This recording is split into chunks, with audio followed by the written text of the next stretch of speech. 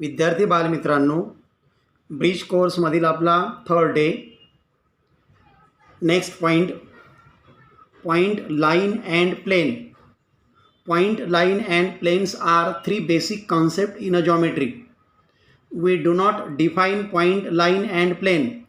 म्हणजे जॉमेट्रीमधील point, line आणि प्लेन या थ्री कन्सेप्ट आहेत आणि त्यांचे आपण डेफिनेशन करू शकत नाही. आता point, a fine and tiny dot made by sharp pencil, म्हणजे शार्प पेन्सिलने आपण पृष्ठभागावर काढलेलं एक टिंब on a paper. Point denoted on a paper, म्हणजे आपण एखाद्या पेपरवरती एक छोटासा टिंब जर काढला तर त्या टिंबाला म्हणायचं point. Point denoted by capital letters, capital लेटरने हा पॉईंट डिनोट केला जातो. Such as ABC dot dot dot XYZ. For example इथे पॉईंट दाखवला आहे बघा मी P, आणि आपण लिहिणार काय पॉईंट P.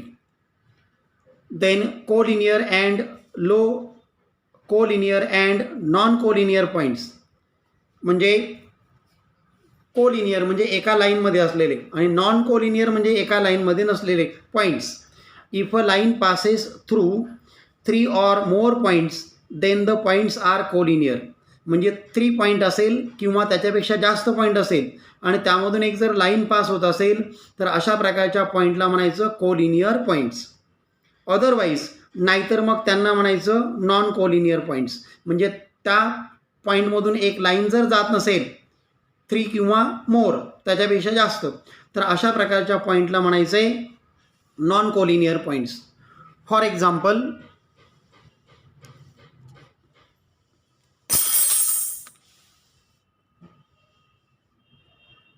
बघा, या ठिकाणी तुम्हाला एक लाईन दिलेली आहे. या लाईनवरती पॉईंट बघा ABCD हे 4 पॉईंट दिलेले आहेत आणि ह्या 4 पॉईंटमधून एक लाईन पास होते. म्हणून अशा प्रकारचे जे पॉईंट आहेत ह्या पॉईंटला म्हणतात कोलिनियर पॉईंट्स. आता खाली पुन्हा एक लाईन दिली बघा PQR आणि T अशा प्रकारचे पॉईंट यावरती घेतलेले आहेत. PQR हे जे पॉईंट आहेत हे पॉईंट कोलिनियर आहेत, परंतु PQR आणि T या 4 पॉईंटमधून एक लाईन पास होत नाही आणि मग म्हणून अशा प्रकारचे PQRT हे जे पॉईंट आहेत हे पॉईंट नॉन कोलिनियर पॉईंट्स आहेत. म्हणजे ABCD हे कोलिनियर पॉईंट आहेत, तर PQR आणि T हे नॉन कोलिनियर पॉईंट्स आहेत. त्यानंतर पुढील कन्सेप्ट आहे लाईन. PQR अशा प्रकारची आपण ही एक लाईन ड्रॉ केलेली आहे. ती single letter L, small letter Lने आपण दाखवू शकतो. या 3 पॉईंट PQR या 3 पॉईंटमधून ही लाईन पास झालेली आहे. म्हणजे ह्या लाईनचं रीडिंग करताना यावरील कोणतेही 2 पॉईंट आपल्याला घ्यायचे आहेत. म्हणजे line PQ, line QR, line PR अशा प्रकारे आपण रीडिंग याचं करू शकतो. बघा, इन शॉर्टमध्ये लाईन L और लाईन PQ और लाईन QR और लाईन PR असंही रीडिंग आपल्याला करता येईल. उलट पण रीडिंग करता येईल, लाईन RQ, लाईन RP और line QP. Then next point आहे प्लेन. ही प्लेनची फिगर मी इथे ड्रॉ केलेली बघा. A smooth surface is a plane, म्हणजे सपाट पृष्ठभाग जो असतो मऊ त्याला आपण म्हणतो plain.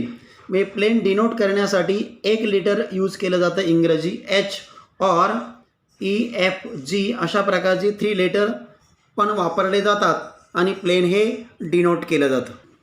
Coplanar and non coplanar lines. If the lines in a same plane they are called coplanar lines, otherwise they are called non coplanar lines. बघा, अशा प्रकारच्या काही लाईन्स आहेत का त्या एकाच प्लेनमध्ये असतात. अशा प्रकारच्या लाईनना म्हणायचं coplanar lines.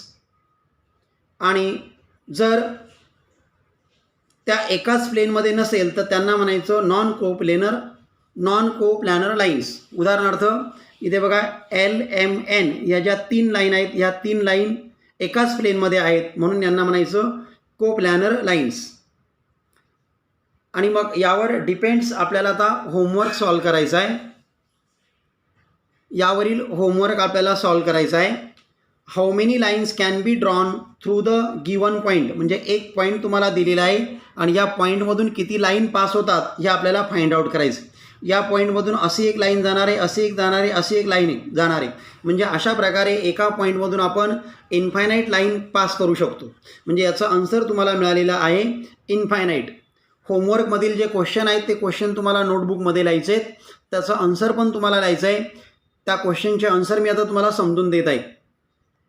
Second question, how many lines can be drawn through the two distinct point, म्हणजे तुम्हाला 2 पॉईंट दिलेले आहेत आणि ह्या 2 पॉईंटमधून किती लाईन पास होतात असं तुम्हाला विचारलेलं आहे. हा एक पॉईंट घेतला आणि हा एक जर पॉईंट आपण घेतला तर यामधून आपल्याला एक लाईन अशी पास करता येते. म्हणजे याचा आन्सर तुम्हाला मिळालेला आहे only one line can be drawn through the two distinct point, म्हणजे 2 पॉईंटमधून आपण काय करू शकतो, एक लाईन ड्रॉ करू शकतो.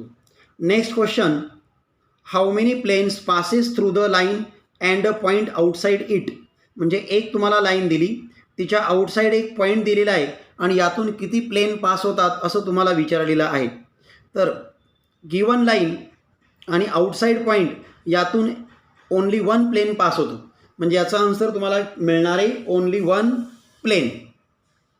Fourth question, can we say the 3 points are coplanar, म्हणजे 3 पॉईंट जे आहेत ते 3 पॉईंट को प्लॅनर आहे किंवा नाही हे आपल्याला सांगायचे. 3 पॉईंटमधून एक प्लेन जातं याचाच अर्थ असा का 3 पॉईंट्स हे को प्लॅनर आहेत असं आपण म्हणू शकतो. म्हणजे याचं उत्तर तुम्हाला मिळणार आहे yes. Next question, can we say the 2 distinct intersecting lines are coplanar, म्हणजे 2 लाईन्स आहेत आणि ह्या एकमेकींना इंटरसेक्ट करतात, तर ह्या को प्लॅनर आहे किंवा नाही, एका प्लेनमध्ये आहे की नाही ते त्यांनी तुम्हाला विचारलेलं आहे. इंटरसेक्टिंग लाईन ज्या असतात 2 त्या एकाच प्लेनमध्ये असतात. म्हणजे याचा आन्सर तुम्हाला मिळणार आहे एस. देन 6 नंबरचा question, right the intersection of plane and lines.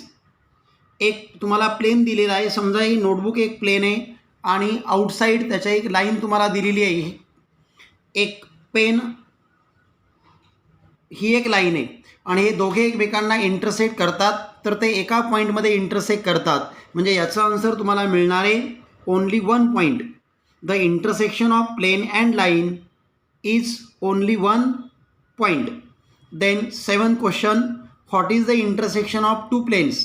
2 planes आहेत आणि त्यांचं आपल्याला इंटरसेक्शन लिहायचं आहे. तर 2 पॉईंट जेव्हा एकमेकांना इंटरसेक्ट करतात तेव्हा एक लाईन तयार होते आणि मग म्हणून या दोघांचा इंटरसेक्शन जो आहे तो लाईन आहे. Therefore the intersection of 2 planes is only 1 line. हे 7 क्वेश्चन जे आहे ते 7 क्वेश्चनचे आन्सर तुम्हाला मी समजून दिलेले आहेत, ते तुम्ही तुमच्या नोटबुकमध्ये लिहायचे आहेत.